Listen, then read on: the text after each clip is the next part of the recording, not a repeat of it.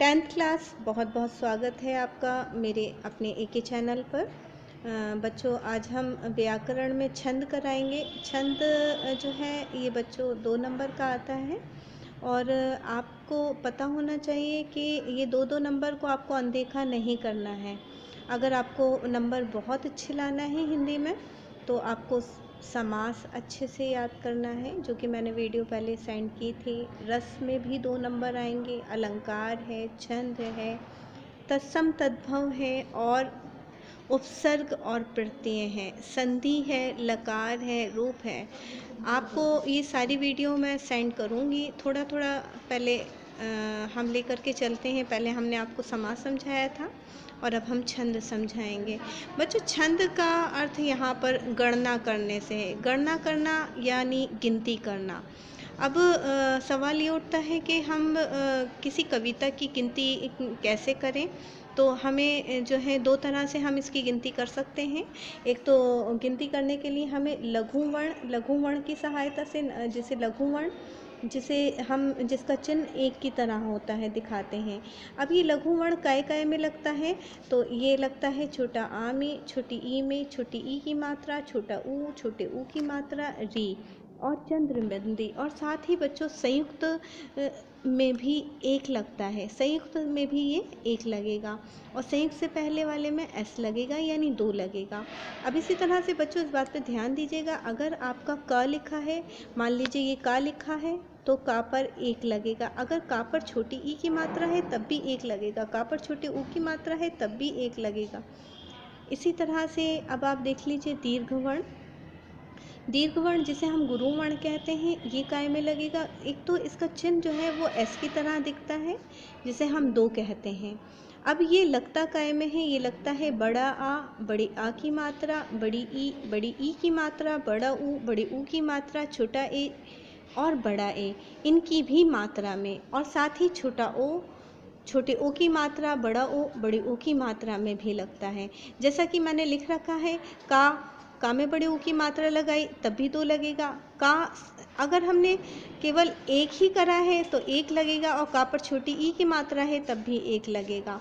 साथ ही अगर ये मात्राएं लगती हैं तो क्या लगेगा, 2 लगेगा। इसे और अच्छे से समझ में आ जाएगा आपके जब हम सोठा छंद का उदाहरण समझाएंगे।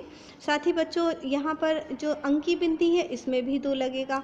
और संयुक्त से पहला, जैसे हमने कच्छ लिखा था, यानी ये संयुक्त है, इसमें 1 लगाया और इससे पहले वाले को 2 नंबर मिल जाएंगे, यानी 2 लगेगा, एस लगेगा। दिखने में बेटा ये एस है, लेकिन इसे हम 2 कहते हैं। ये गुरु वर्ण है। बच्चों, अब सोठा छंद की परिभाषा मैंने लिखा ज़रूर है, लेकिन इसका परिभाषा आप समझ जाओगे, खुद ही लिख लोगे। सिर्फ इसका उदाहरण बता रहे हैं। जही सुमिरत सिद्धि होई गणनायक करीवर बदन, करहु अनुग्रह सोई बुद्धि राशि शुभ गुण सदन।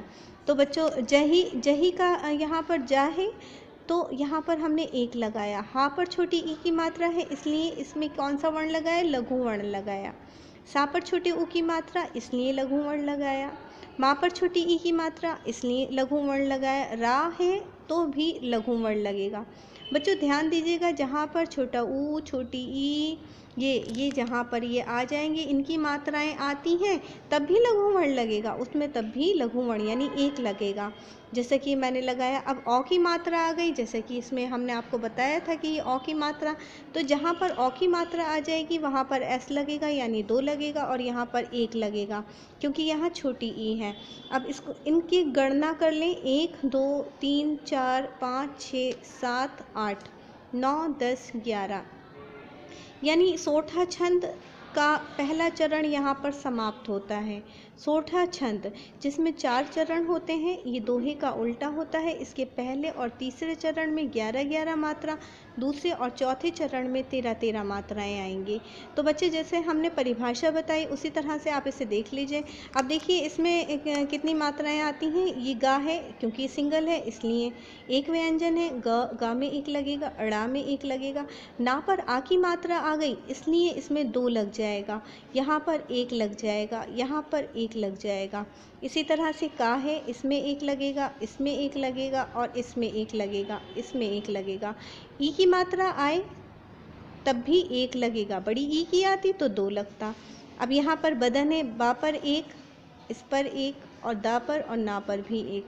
अब बच्चों से इसकी गणना कर लेते हैं। 1 2 3 4 5 6 7 8 9 10 11 12 13।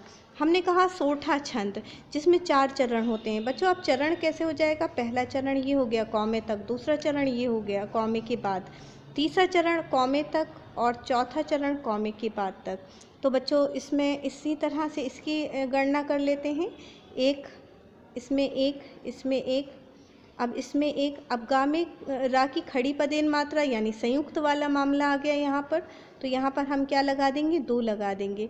यहाँ पर 1 लगा देंगे, यहाँ पर 1 लगा देंगे, यहाँ पर 2 लगाएंगे और यहाँ पर 1 लगा देंगे।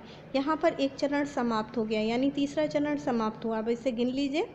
1 2 3 4 5 6 7 8 9 10 11, यानी ये पहले और तीसरे चरण में बच्चों 11 मात्रा, और दूसरे और चौथे चरण में 13 मात्राएं होती हैं। इसकी परिभाषा फिर सुन लीजिए। सोठा छंद ये दोहे का उल्टा होता है। इसमें 4 चरण होते हैं। इसके पहले और तीसरे चरण में 11 मात्रा, दूसरे और चौथे चरण में 13 मात्राएं होती हैं।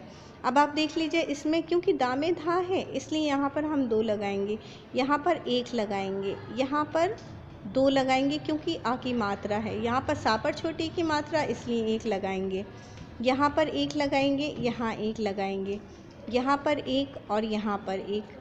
इसी तरह से इसमें 1, इसमें 1 और इसमें 1। तो अब आप इसे गिन लीजिए। 2 3 4 5 6 7 8 9 10 11 12 13। तो बच्चों यहाँ पर हमारी जो परिभाषा हमने बताई थी, सोठा छंद जिसमें 4 चरण होते हैं। पहले और तीसरे चरण में 11 मात्रा, दूसरे और चौथे चरण में 13 मात्राएं होती हैं। बच्चों मेरी वीडियो अच्छे से समझ में आई हो तो मेरी वीडियो को लाइक कीजिए, ज़्यादा से ज़्यादा शेयर कीजिए और सब्सक्राइब कीजिए। धन्यवाद।